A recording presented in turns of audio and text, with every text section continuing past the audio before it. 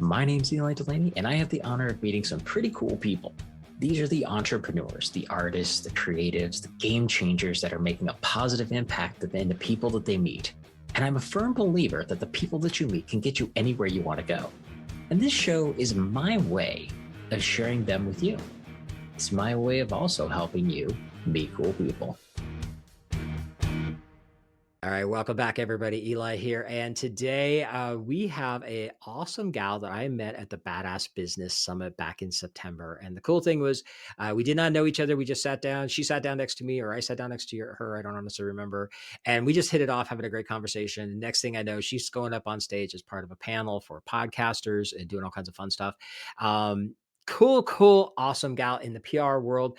This is Lauren Kwedar Cockerell, and she's the founder and president of Kwedar Co, a boutique strategic communications firm that helps business owners grow with clarity, confidence, and integrity. Her team provides both thinking and behind the scenes thoughtful PR and marketing for her clients. This is the most important reason why I want to bring her on, because she's in the PR world. Beyond the firm, Lauren is a member of Fort Worth Chamber Board of Directors, an immediate past board chair of the Foundation for Young Women's Leadership Academy of Fort Worth, and EO Fort Worth Accelerator participant. So with that said, Lauren, thanks for coming and hanging out with me today. I'm just so glad to be here, Eli. Thanks for All having me on. right. Yeah, I know we had a great conversation just sitting down at the table in the back of the room, hiding from everybody else, which was great. Yes, we latched onto each other like Yep. little people on a life raft. Well, it's so funny because we have these, I talk a lot about introverts, and Mhm. so many people don't like, they talk about being an introvert, but they don't know how to work a room in an introvert. Like the easiest thing, sit in the back corner by the door, and then Mhm. it's just easier. It's just more Right. comfortable. And so, I always tell people that talk about their freaking out going into rooms of people and stuff. I'm like, here's the secret. This is how you do it. They're like, that's really good. How did you learn that? I was like, because I'm a hardcore introvert and I needed to figure something out.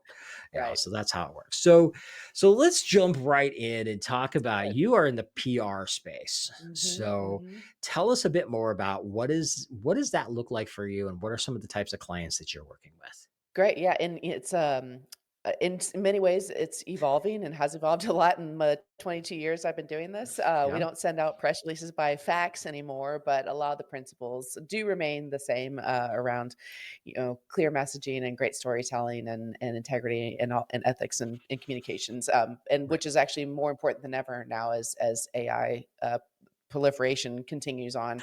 Yeah, there's a Uh rabbit hole we could go down. yeah, we will. We'll touch on it, I'm sure.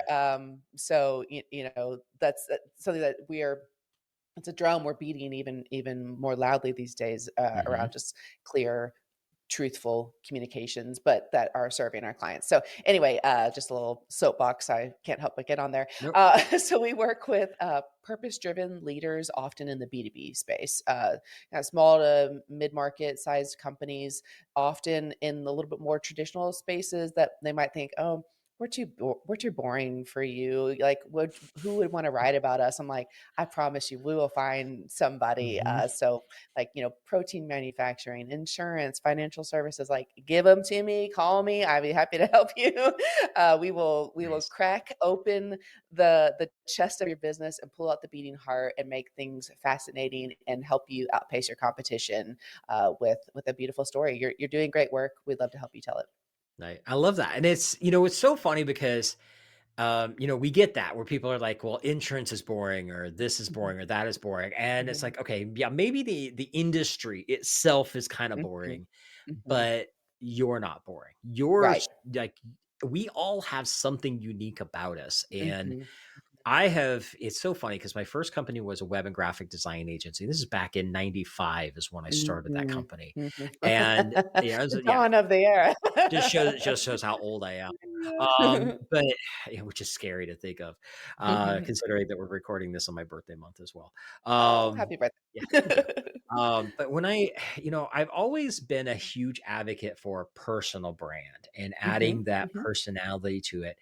And Yeah. for the longest time, it was so funny because, like, for the first probably easily 10 years of business, nobody got it.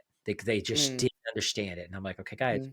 this is what I'm doing. That you keep coming to me and asking me why I'm as successful as I am. It's because of the personal brand. People are getting to know me. Mhm, It's not the company. They don't care about the company name or, what the size our office is or any of that kind of stuff. What they mhm, care about is that I can do the job and mhm. that they resonate with me. Like, Right, and that's the key because every industry, every one of us out there, we have bazillions of people that are in our industry that do the same basic fundamental thing that we do. It's our unique ability that makes the difference. right. Yeah, Right. people like to do business with people they know, like, and trust, so Absolutely. Yeah. Well, and that's Mhm, where like so a couple of questions I have for you are based around if somebody thinks that they're in that person they're that situation where it's like mhm. I mean, I'm just kind of boring. I don't know if anybody really would want to talk about me. How do you find that unique thing for somebody? How do Yeah. people help people get understand, no, you do have something cool? Well, it helps that actually one of our core values is delightfully curious because we're just interested in people and in stories and we want to know everything there is about you. And so when we bring on a client, we start with our discovery process and interviewing them. And for instance, we have this wonderful client who came to us to talk about an acquisition. They like, we've really wanted to work with you for a while. We've made this acquisition. We want to work with you to help promote the business and help us grow. We're like, great. And that's a easy play. We can talk about that for the business journals in your area. But as we got to know them, we're asking them about the history of the business, about the family that's involved with it. And it turned out that there was just so many rich layers about how this company takes great care of their community, of their customers, of their employees. And there were so many wonderful narrative pieces to pull out from that. And it was an extremely successful campaign so that when they officially launched. The business they acquired was part of is a franchise. After we promoted the story, they were the number one store in the entire country through the PR work. They told us that they credited that to the PR work that we did because we were able to not just talk about the acquisition itself, but about this company that's been around since the 40s and all the wonderful work that they're doing. And I think sometimes people don't give themselves enough credit. They're showing up, they're taking care of what needs to be done, but they're not necessarily thinking about it. You know, I hate to say holistically, but holistically, all the ins and outs of it. And like, there's just so many threads to pull. And we've had a really busy year with them through a couple other acquisitions, and then also just different ways to share their thought leadership and help those who are in their geographic market and beyond. Mhm. And so it's just the tip of the iceberg, but it's been a lot of fun. Right. That's funny. And you said something really interesting with that is because like you mentioned like they've been in business since the 40s. Is that Mhm, what you said? mhm. So Yeah. here's the thing with that. Because this is the thing I'm sure that you could be the one to spin it properly. Mhm. So many businesses would turn around and just say, we've been in business for 60 years or whatever. Yep, yep, yep, Nobody yep. cares about that. Nobody But cares. when you change the entire Uh-huh. story and make a story of it and Mhm, talk about that, it's like, okay, this was created by my great great grandfather, and this is what we mhm, did, and this is where it came from, blah blah blah. mhm. Like that's the kind of stuff that makes a difference. So how do you spin that? How do you spin those kind of stories? Yeah, I mean, I think, well, first of all, we figure out who our client, who is their client. Right. So, who are we ultimately talking to? Obviously, there's when in PR, we're reaching that clientele via the media. So Hmm. we have a couple of different audience members. So we have to figure out what's going to be compelling and interesting to the reporter, or journalist, or producer, Right. and then who is their audience. So it's like there's all these like layers upon layers. Like we are playing chess every day. So it's like, but we first, first things first. Who is your ideal client, and what is important to them, and how are you showing up and solving their problems? That's the number one thing. And like Right. we want to then craft a message. Like, okay, so if we're talking about an acquisition, how is this benefiting those clients. Okay, you're now filling a geographic need where people want, this quality product in their area where, right now there's a void. And so you're filling that void and offering a great product and service. Mhm. And then, okay, now how do we then, like, what degrees do we need to, switch the message a little bit? So, okay, now we're going to the business journal. Like, it's an acquisition, and this is what they're doing, and here's who they're, yada yada yada. So, so whether it's and then there's a lifestyle component for them. So we're going to lifestyle media and how to, So, but we Right. figure out what like the core message is, and who they are serving, what problem are they solving, and and then we build out from there. Nice. No, that's Mhm. cool. And it's, I like how you laid that out because that is one of the dilemmas is like when you think about it, it's like, okay, if I'm gonna pitch, a media station, whatever that is, Mhm. Mhm. then you think about, okay, what is it that they're gonna want? But you Mhm. have to think of it as the layers. It's like, okay, Right. what do your people want? Because that's ultimately Yeah. who's gonna read it. Mhm. Then you also need to bring in that component of them Right. secondary. Yeah. And that's something I think a lot of people don't really think about. They think about, okay, how can I spin this so it sounds really cool to the writer, to the Right, journalist? right. Yeah, we're thinking about how can we help our media contact friends win. Mhm. So, if we're talking about TV broadcasts, we're going to have great visuals, and here, it's like maybe we already have a package for them. Like, we're trying to make their lives better, and we're trying to help them be successful. And a lot of them now, like, they're wanting clicks and links and to generate ad revenue and all that. So, we're trying to figure out how can we make everyone's lives easier and better, all the way down to the person who is ultimately going to consume the news and hopefully walk into our our client storefront and buy something. Right. Yeah, I love it. And it's so that actually leads me to my next question with it because I know, like I said, I've been in business for a long time. And I remember when Hmm. PR was, faxing and, Yeah. nowadays so many people don't even know what a fax is. Right. But you think about how everything has changed so much. How has media changed? We have like nowadays we have podcasts. We have, Hmm. podcasts being such a popular one, and just like Hmm. this, I, Yeah. I do this out of my office, which is in my house, right? It's not a Hmm. big, we Hmm. don't have the radio station or anything like that. Hmm. How is that changed for like how you're working with clients, and how has that changed on the access for say smaller businesses to do stuff to kind of Hmm. get started in this whole arena of what PR really is? Right. So I have a couple of responses to that. One thing to know is, in the year of our Lord 2025, media are more strapped than ever for time and resources. Mhm. There is a huge number of small, like if you think about like community papers out in the boonies, sorry, the countryside, where they have these great county seat newspapers that have been around since 18 whatever. I think thousands of them closed this year. Right. I don't don't Mhm. quote me on that, but it was a huge, It's a and it lot. wasn't necessarily because no one wants to read it anymore, but they just couldn't find successors. Like, it Right. was, no one wanted to pick up the mantle and buy it and run with it. But there are also, major media outlets closing as well because of the way things are changing, and Mhm. and ad revenue and so forth just can't figure out how to quite make it profitable. And then however, uh, we are also in this moment of this AI revolution where AI is prioritizing media results. So, if you want to be visible and relevant and showing up in ChatGPT or Perplexity or wherever, if you are in what I call earned media, so in your local paper or elsewhere, Mhm. those links are going to surface more readily and be preferred higher than your own content, so your own blog. Now, blogs do come up as well, but there is a tiering of coverage.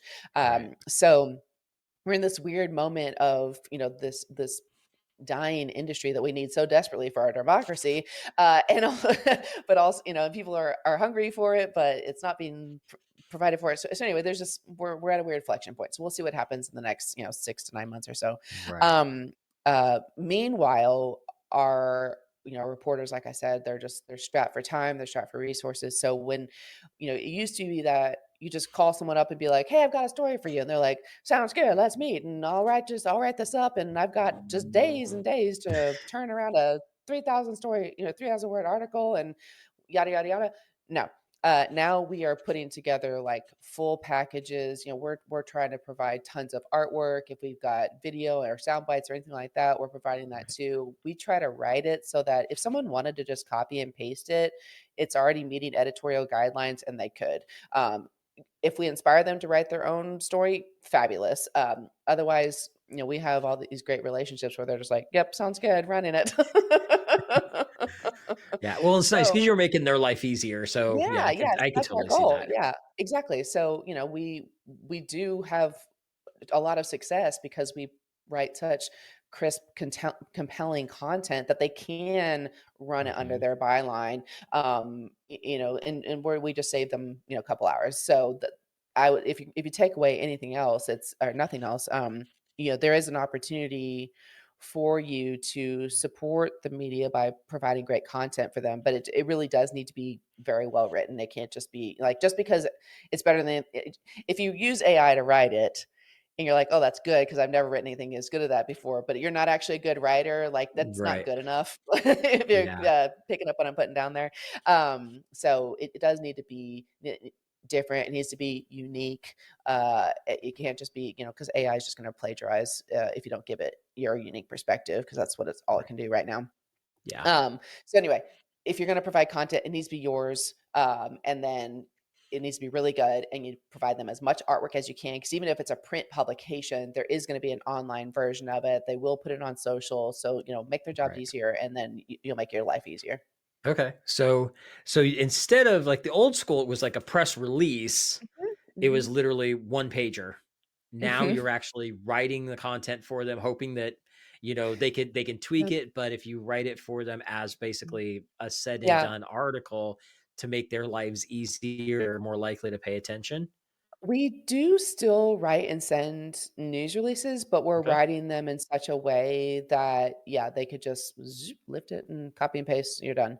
Uh-huh. And then we'll do, we've done some what we're calling like custom articles for a couple of publications that just don't Mhm. have the staff or bandwidth, but they're like, Right. "We really wanna cover this story, we just can't." So we will just write the article for them.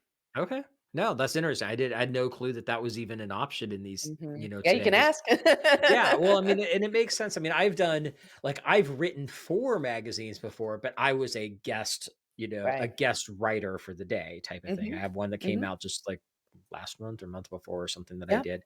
And so that I'm familiar with. Like they're like, okay, we're always Yep. looking for more content. So if you want to write something, cool. Mhm. But the fact that it's like, hey, we have this pitch, but you can just take this that I've already Yeah. pre-written for you. If you like Mhm. it, go with it, take it. Right. Yeah, That's an interesting angle. the only caveat with the article is that it's basically that outlet's exclusive at that point, Hmm. so you Yeah. wouldn't be able to send it elsewhere. You can send a news release to Hmm. everybody, but if you're writing an article, like, that would be just for that publication. Right. Yeah. At minimum, you could rewrite a different article on the Sure. same Yeah. topic and Yeah, send it to for somebody sure. else. Got it. For sure. Okay. Okay.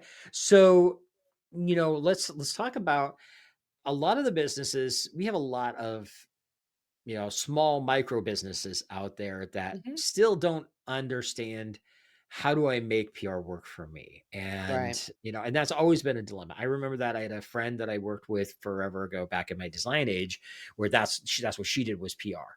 Mhm. And, a lot of her clients were on that higher end. She worked with things like hospitals, nonprofits, those kind of Mhm. organizations that were much bigger, but the small guys are just like, I don't know that this is even going to help me. I don't know what it Mhm. is. So where can people start in that side of things to understand the value of a Mhm. small business or micro business, especially if it's possibly if you could talk on somebody who doesn't even have like a brick and mortar, Sure, sure. where would they fit into the puzzle?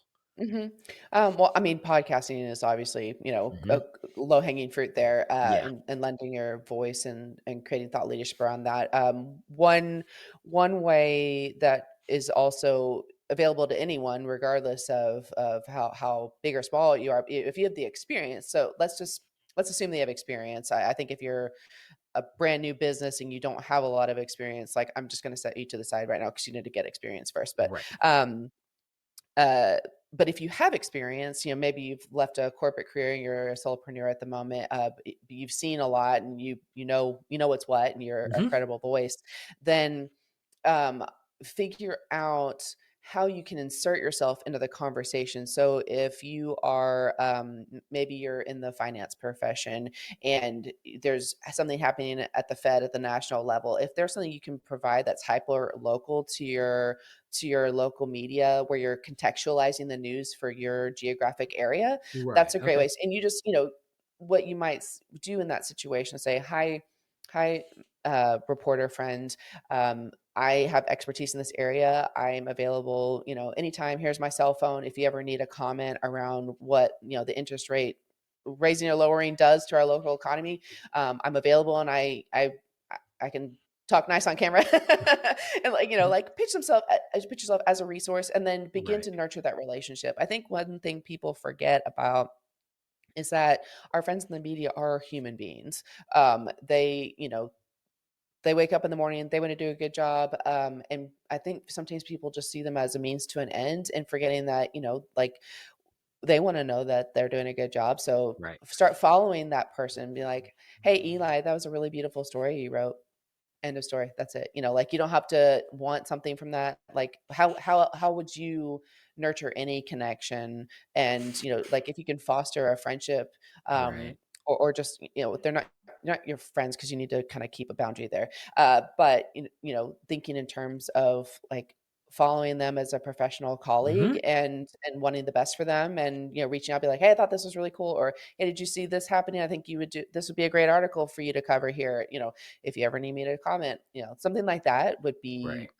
something that a smaller business could handle on their own, if they have a type message that they Okay. could convey. And I think that's a really good point because it's no different than like in today's world, social media is kind of like the common networking Mhm. and just showing up and commenting, posting, Yeah. basically liking people's stuff on their social media, whichever Yeah. platform that is, Mhm. goes a long ways and people tend to forget about it and they Yeah. don't realize that. And I like that you bring it into that kind of perspective because you can turn around. It's like you can comment on Mhm.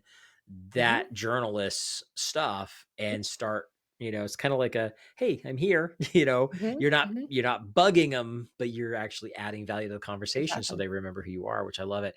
Yeah. So is there any like trying to figure out the right way to I want to ask this question.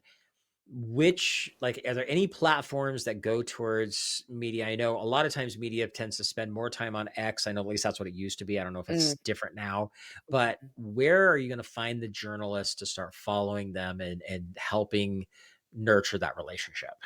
That's a great question, and it probably depends. I'm seeing a lot of folks on LinkedIn now. Okay. I think they were on X, but I Hmm. don't know if it just got, it's a sort of a cesspool at some times. So I think people have been like, eh. The sad thing Um, is that they all do it one way or another. It just kind of yeah, depends. It depends on right. the day, but yeah. Totally, totally. Yeah, it used to be Twitter's, then, Hmm. X. I think that has shifted for sure. And I now follow a lot of journalists on LinkedIn Okay. personally, and so they'll share their stories. Hmm. Like anybody who wants to share what the work they're proud of, and I'll like and comment and be like, great article, so and so, and it has nothing to do with me or my clients or anything. I'm just like, thumbs up, you did a good job.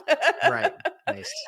So you can just search, like, if there's somebody you're really interested in, check them out. Like, there are a couple more, I would say, kind of like lifestyle reporters and anchors that are over more on Facebook. You can follow them there. So just, yeah, just you don't even have to, like, friend them or do a formal connection. You can follow them and engage with their content. Right. Okay. Nice. Very cool. And I'm assuming whatever platform they're in, where like their station or whatever, whatever medium they're using, a lot of times I'm assuming the links are right there to try to Yeah. figure out, follow them on the other platforms as well. Okay. Yes, yeah, Yeah. usually, I would say most good, outlets have, built out, bio pages that have Mhm. links to their individual profiles and all Okay. that. Cool. No, I think that that's a really good one. I hadn't really thought of it that way. It's like, okay, yeah, connect with them there and, build that relationship just like you would a prospect. Mhm. With Mhm. prospecting, that's one of the things that we're told in to use it's social selling is what they call it, Mhm. is, Mhm. you find your prospect, you connect with them, whether that's a real connection, friend request, or just a Mhm. follow, but Mhm. then you comment on their stuff, you like their Yeah. stuff, and not just great job. It's, Mhm. give them a little bit of context with it. And Mhm. then once you've given them some time to actually get to know you, then you reach out for a real Right. conversation. Mhm. And I think that that's a great way to do it because so many people just they don't think about that kind of stuff. And, back in the day, it was like you literally would look in the magazine and find the email address for the person because their email address was right there and you would email them. That's what we used to Mhm. do. Mhm. Um, Mhm. and so it's interesting because it's not a world that I played in for quite a while. For me, it's just been, I think you and I've talked about this. Most of the people that I connect with are like at events where I'm speaking. Right. That's really where Mhm. the mass majority of it comes from. So Mhm. going back to that PR world is like, okay, yeah, that's stuff I haven't thought about in a long time. Right, right. And as I mentioned, they are strapped for time, so being very respectful of that time, Yeah, and not just, I don't like being pitch slapped on LinkedIn, nobody does, so, right, just be respectful, and it'll go a long way. If you've got a great story, they wanna hear it, I promise. right. Nice. Very cool. Awesome. So where are you going with your business as we go into Mhm. 2026 here?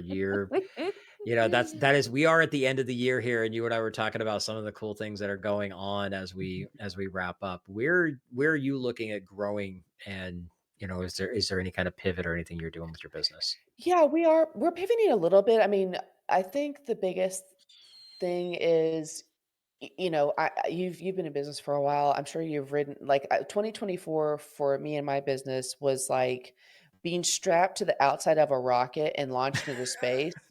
Like, it was a meteoric ascent, but Mhm. very uncomfortable, and this in 2025 has been, somewhat of the inverse of that. Yeah.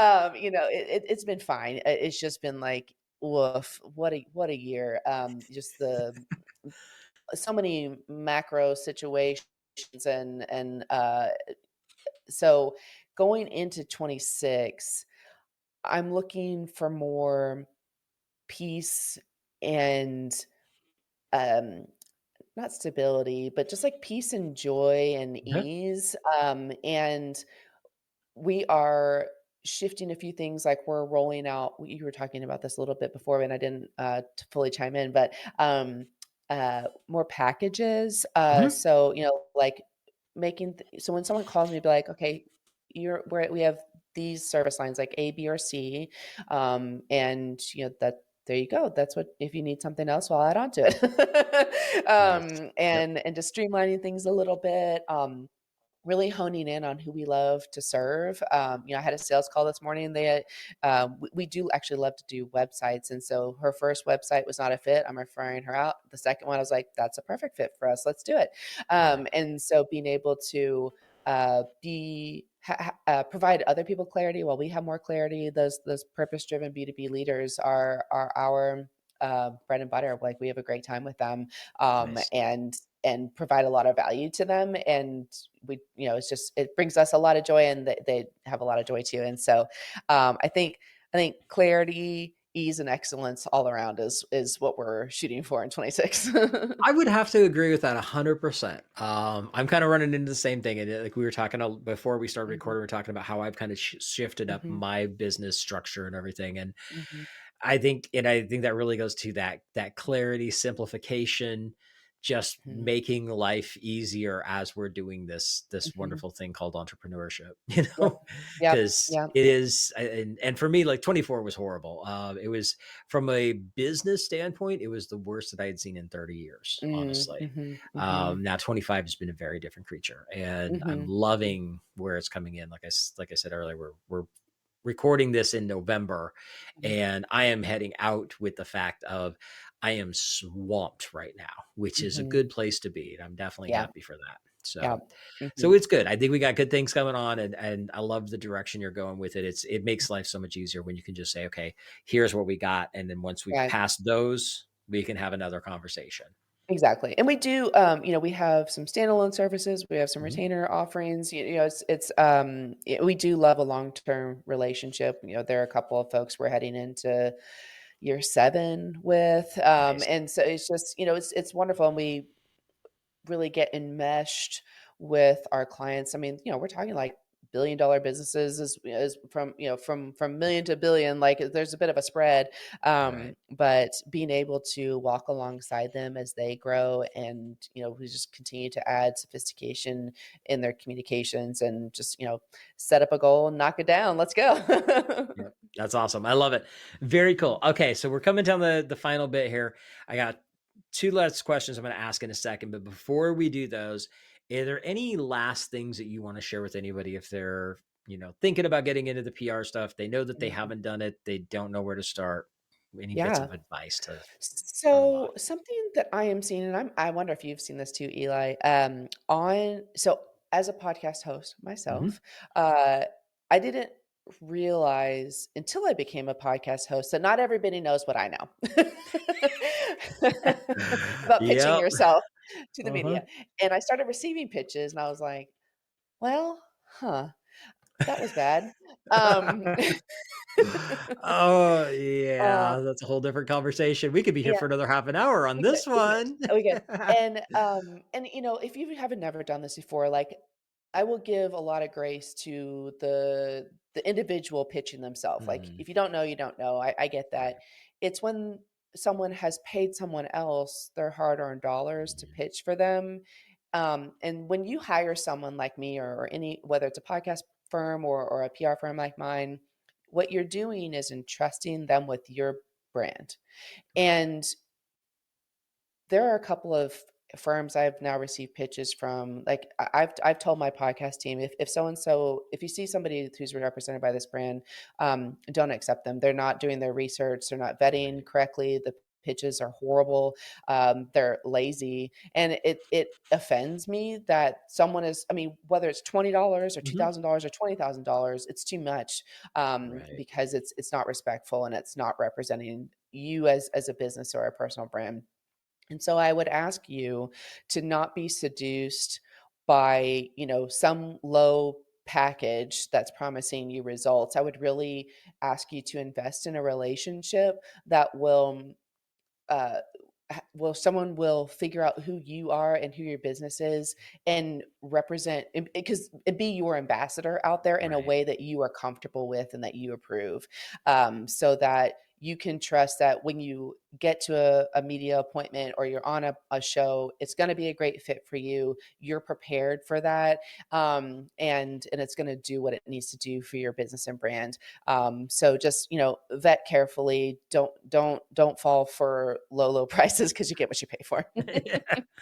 No, I can 100% agree with that as well. That's a big one. I mean, I'm getting a lot of those pitches for this show, and the Mhm. funny thing is that people don't pay attention to what the show's about, because like Nope. this show is designed specifically for people that I have met, that I've had great conversations with, and I want Mm. to share them with the rest of the world.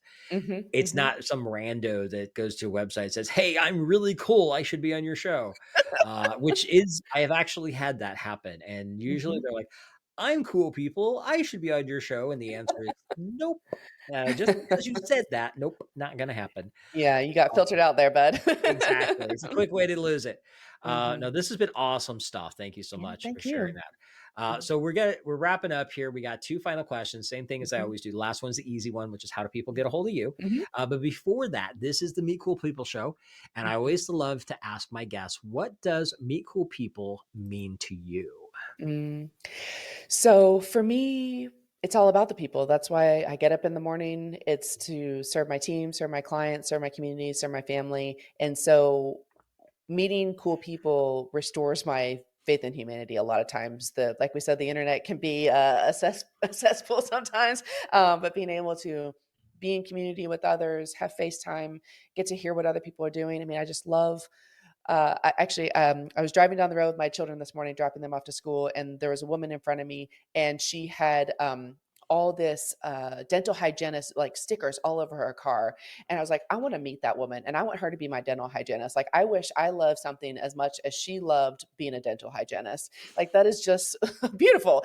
And so I love people. I love what they're into. I love people who love stuff. And so being able to connect with others and figure out what they're nerding out over is just gives me life. Well said. I love it. That is awesome. Well, thank you so much, Lauren, for coming and hanging out today. I really Thank appreciate you. it. This was a fun time. I knew it was going to be, which is why I invited you on here. So I appreciate it very much. Well, I'm really relieved that after we hung out that I got the invite. It's funny. I do get that from people. It's like, you think I'm cool enough to be on your show? Yes, you are. Trust me. I didn't want to Yeah. ask, but Yeah. Yeah. Oh, I have some that have actually been embarrassed because they weren't really sure because they're not like you and I. They're people that Mm, are just, I guess we could call them muggles. And they're not used to this normies. world, normies, and they're like, "Yeah, you want me to be on your podcast, Yep. really?" And it's the cutest Mhm. thing to see. It's so Mhm. fun. But they're cool people and they have cool Yeah, stories and they're fun to talk to, and that's literally the biggest reason why I do this show, honestly. absolutely. So I'm honored that you came and hung out with me. I really appreciate it, and we'll definitely be having many many more conversations. Sounds good. Awesome. All right. Well, that is wrap for today. Everybody, get out there. Have an amazing week. As always, if there's Did anything you I can want do to with where help to you out. find me? Did you want where to Oh, find me? yes. Thank you for saying that. Like I got distracted in talking. Please do. Yes. Thank you for calling me out on my own show. I love it. Awesome. How do people get a hold of you? Well, I was the only reason I thought about that was because, like, oh, and you're gonna be on my show, The Impatient Entrepreneur, where our show is everywhere, The Impatient Entrepreneur Pod. You can find that wherever you get your podcasts, and it's also on our website, Kwedar .com. And so Kwedar and Co is our social handle. So KWEDARCO everywhere. And then I'm also really active on LinkedIn. So I'd love to connect with you there, Lauren Kwedar Cockerell. Awesome. Thank you so much. I love it. Thank you for catching me on that one. That was goofy. I love it. So, with that said, everybody get out there, have an amazing week. And if I can do anything to help you out, reach out, let me know. Take care. And that wraps up another Meet Cool People show. Now, if you like what you heard, be sure to give us a like, subscribe, or review so I can help introduce these amazing cool people to even more amazing cool people. And just remember, meeting cool people is just the beginning. You need to have a system in place to follow up with the amazing people that you meet. This is exactly what we do for our clients. Now, if you'd like to see if my team and I can help you, go to convertmoreclientsnow.com and check out the case study video to see exactly how we're helping our clients turn casual connections into cash clients for life. Again, go to convertmoreclientsnow.com and see how we can work together to turn you into a follow-up rock star.